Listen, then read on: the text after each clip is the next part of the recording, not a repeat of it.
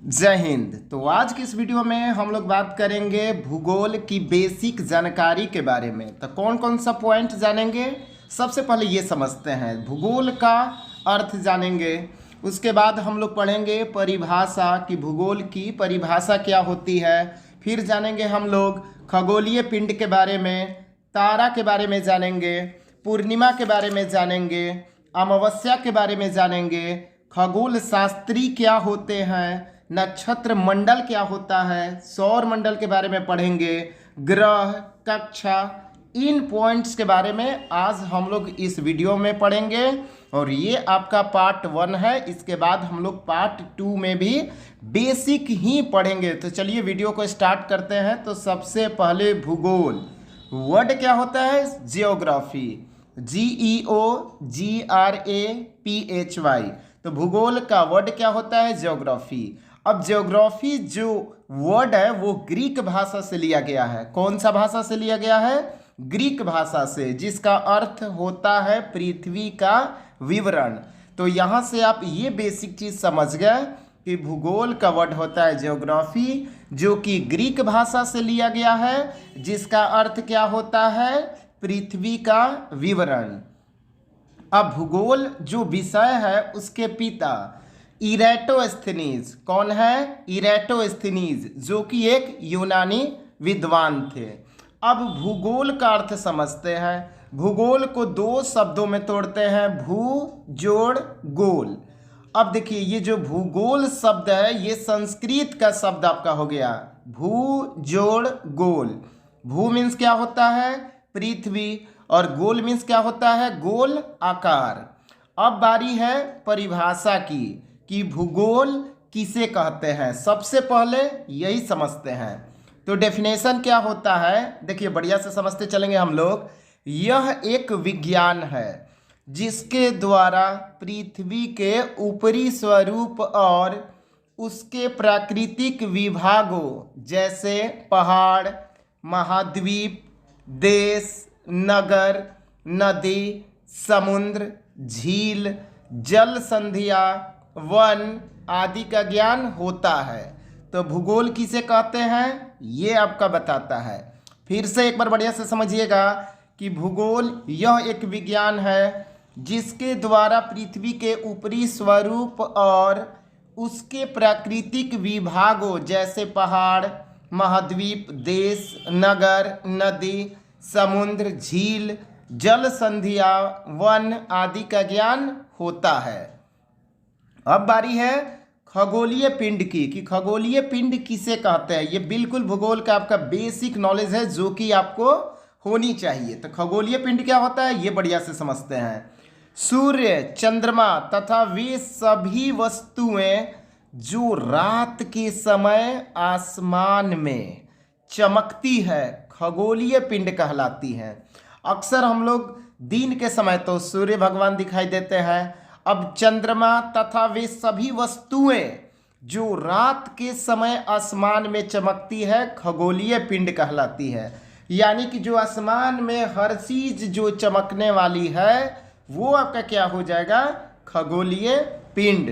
I hope आप समझ गए होंगे कि सूर्य, चंद्रमा तथा वे सभी वस्तुएं जो रात के समय आसमान में चमकती है खगोलीय पिंड कहलाती है। अब नेक्स्ट आपका है तारा। तारा के बारे में समझते हैं। कुछ खगोलीय पिंड बड़े आकार वाले तथा गर्म होते हैं। ये गैसों के बने होते हैं। इनके पास अपनी ऊष्मा तथा प्रकाश होता है जिसे वे बड़ी मात्रा में उत्सर्जित करते हैं। इन खगोलीय पिंडों को क्या कहते हैं? तारा कहते हैं। सिंपल सा है, कुछ खगोलीय पिंड बड़े आकार वाले होते हैं। तारा जो होते हैं ना वो बड़े आकार वाले होते हैं तथा गर्म होते हैं। कैसे होते हैं? गर्म होते हैं। और ये किस चीज़ के बने होते हैं? तो गैसों के बने होते हैं। इनके पास अपनी ऊष्मा तथा प्रकाश होता है जिसे वे बड़ी मात्रा में उत्सर्जित करते हैं। इन खगोलीय पिंडों को क्या कहते हैं? तारा कहते हैं। अब प्रश्न कैसे बनेगा समझिएगा। तारा जो होता है वो किस चीज़ के बने होते हैं? तो आंसर आपका क्या होगा? गैसों के बने होते हैं। क्या इनमें अपना ऊष्मा तथा प्रकाश होता है? हाँ बिल्कुल होता है। इन खगोलीय पिंडों को क्या कहते हैं? तारा कहते हैं। तारा बढ़िया से समझ गए, बड़े आकार वाले होते हैं, गैसों के बने होते हैं, इनके पास अपनी ऊष्मा तथा प्रकाश होता है जिसे वे बड़ी मात्रा में क्या करते हैं? उत्सर्जित करते हैं। इन खगोलीय पिंडों को क्या कहते हैं? तारा कहते हैं। अब नेक्स्ट टॉपिक आपका है पूर्णिमा। ठीक है, फुल मून वर्ड होता है। आप पूर्ण चंद्र को लगभग 1 महीने में 1 बार देख सकते हैं। यह पूर्ण चंद्रमा वाली रात या पूर्णिमा होती है। 15 दिन बाद आप इसे नहीं देख सकते हैं। यह नए चंद्रमा की रात्रि या अमावस्या होती है। तो पूर्णिमा बढ़िया से समझ गए आप कि आप पूर्ण चंद्र को लगभग 1 महीने में 1 बार देख सकते हैं। या पूर्ण चंद्रमा वाली रात या पूर्णिमा होती है। ठीक 15 दिन बाद आप इसे नहीं देख सकते हैं। या नए चंद्रमा की रात्रि या अमावस्या होती है। अब पूर्णिमा का वर्ड क्या होता है और अमावस्या का वर्ड क्या होता है, ये भी इंपॉर्टेंट है आपके लिए। Full moon, full moon means क्या होता है? पूर्णिमा। और अमावस्या का वर्ड क्या होता है? New moon. जैसे एक ट्रांसलेशन है कि आज रात पूर्णिमा है, तो there is a full moon night. Next आपका टॉपिक है खगोल शास्त्री। खगोल शास्त्री को बढ़िया से समझते हैं। खगोलीय पिंडों एवं उनकी गति के संबंध में अध्ययन करने वालों को क्या कहते हैं? खगोल शास्त्री कहते हैं। खगोलीय पिंड क्या होता है ये मैंने आपको बता दिया है। उनकी गति के संबंध में अध्ययन करने वालों को क्या कहते हैं? खगोल शास्त्री कहते हैं। अब आर्यभट्ट प्राचीन भारत के प्रसिद्ध खगोल शास्त्री थे। अब एक नोट है प्लूटो, जिसका हिंदी क्या होता है? यम। एक विचित्र ग्रह है क्योंकि यह बर्फ का बना हुआ है। यम एक विचित्र ग्रह है क्योंकि यह बर्फ का बना हुआ है। और चंद्रमा हमारी पृथ्वी का एकमात्र उपग्रह है। अब नेक्स्ट है नक्षत्र मंडल क्या होता है? देखिए, रात्रि में आसमान की ओर देखते समय आप तारों के विभिन्न समूहों द्वारा बनाई गई विविध आकृतियों को देख सकते हैं। ये नक्षत्र मंडल कहलाते हैं। नक्षत्र मंडल क्या होता है? रात्रि के समय आसमान की ओर, यानी कि जब रात में आप आसमान की ओर ऊपर की ओर देखते समय तारों के विभिन्न समूहों द्वारा बनाई गई विविध आकृतियों को देख सकते हैं। और ये क्या कहलाते हैं? नक्षत्र मंडल कहलाते हैं। रात हो गया, रात के समय आप ऊपर देखिएगा तो विविध आकृतियां आपको दिखाई देगा, जिसे क्या कहेंगे? नक्षत्र मंडल कहेंगे। अब उर्सा मेजर या बिग बियर इसी प्रकार का नक्षत्र मंडल है। तो बढ़िया से समझते चलिएगा। अगला टॉपिक आपका है सौर मंडल, सोलर सिस्टम। सूर्य, 9 ग्रह, उपग्रह तथा कुछ अन्य खगोलीय पिंड जैसे क्षुद्र ग्रह एवं उल्का पिंड मिलकर सौर मंडल का निर्माण करते हैं। अब सौर मंडल का निर्माण कैसे होता है ये समझिए। सूर्य, 9 ग्रह, उपग्रह तथा कुछ अन्य खगोलीय पिंड जैसे क्षुद्र ग्रह एवं उल्का पिंड मिलकर सौर मंडल का निर्माण करते हैं। अब नेक्स्ट बारी है आपका ग्रह यानी कि प्लैनेट। प्लैनेट क्या होता है? क्या इनके पास अपना प्रकाश होता है? ये बढ़िया से समझते हैं। हमारे सौर मंडल में 9 ग्रह है, लेकिन प्लूटो को ग्रहों की श्रेणी से क्या किया गया है? हटा दिया गया है। अब सूर्य से दूरी के अनुसार ग्रहों का क्रम, तो फर्स्ट आपका है बुध, वर्ड क्या होता है? मरकरी। दूसरा है शुक्र, वीनस, पृथ्वी, अर्थ, मंगल, मार्स, बृहस्पति, जुपिटर, शनि, सैटर्न, अरुण, यूरेनस, वरुण, नेपच्यून। नोट, बुध ग्रह सूर्य के सबसे नज़दीक है। बुध ग्रह जो है वो किसके नज़दीक है? सूर्य के सबसे नज़दीक। ये भी कई बार क्वेश्चन एग्जाम में पूछा गया है कि सूर्य के नज़दीक कौन सा ग्रह है? तो आंसर आपका हो जाएगा बुध। अपनी कक्षा में सूर्य का एक चक्कर लगाने में 88 दिन लगते हैं। अब देखिए ग्रह के बारे में कुछ पॉइंट सुनिएगा बढ़िया से। इनमें स्वयं का प्रकाश और ऊष्मा नहीं होता है। ग्रह में अपना प्रकाश और ऊष्मा नहीं होता है। ये केवल सूर्य के प्रकाश को परावर्तित करते हैं। ठीक है, इनमें स्वयं का प्रकाश और ऊष्मा नहीं होती। ये केवल सूर्य के प्रकाश को क्या करते हैं? परावर्तित करते हैं। अब ग्रहों को परिभ्रमक या घुमंतु कहा जाता है। ये भी दोनों पॉइंट को नोट कर लीजिएगा कॉपी में। अब नेक्स्ट आपका है कक्षा के बारे में पढ़ते हैं। सौर मंडल में सभी 9 ग्रह एक निश्चित पथ पर सूर्य का चक्कर लगाते हैं। ये रास्ते दीर्घवृत्ताकार अंडाकार में फैले हुए हैं, कक्षा कहलाते हैं।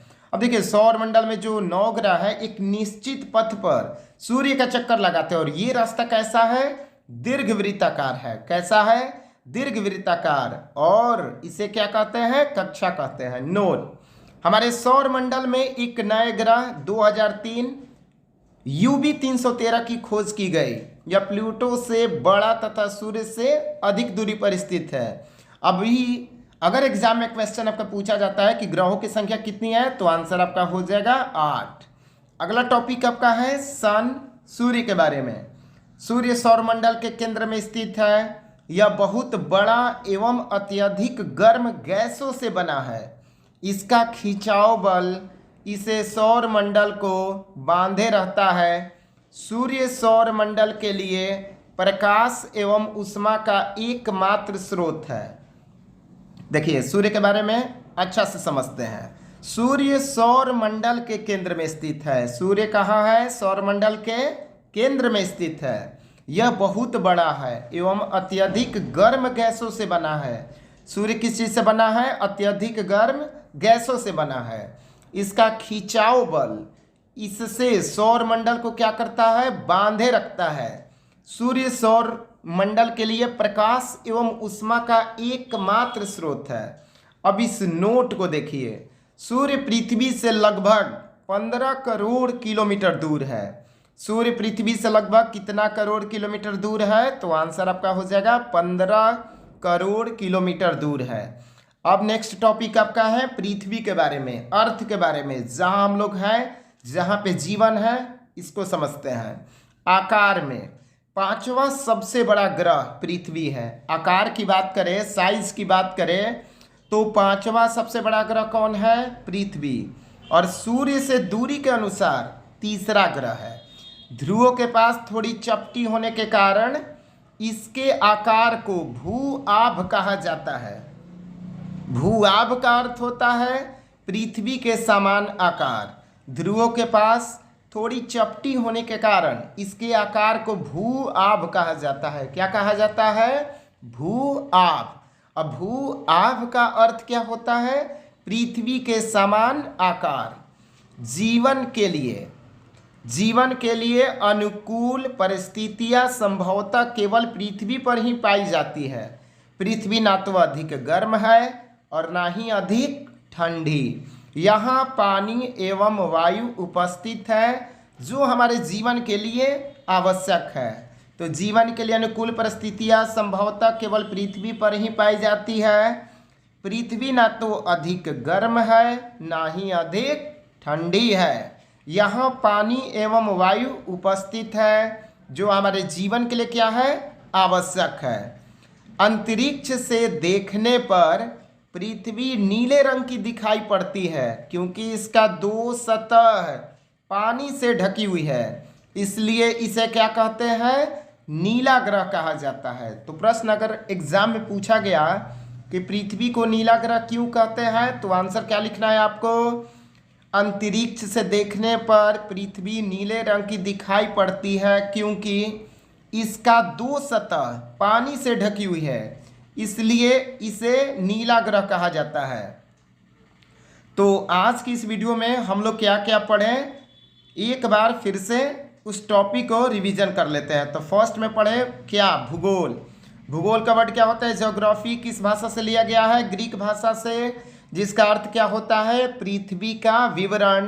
पिता इराटोस्थेनीज यूनानी विद्वान।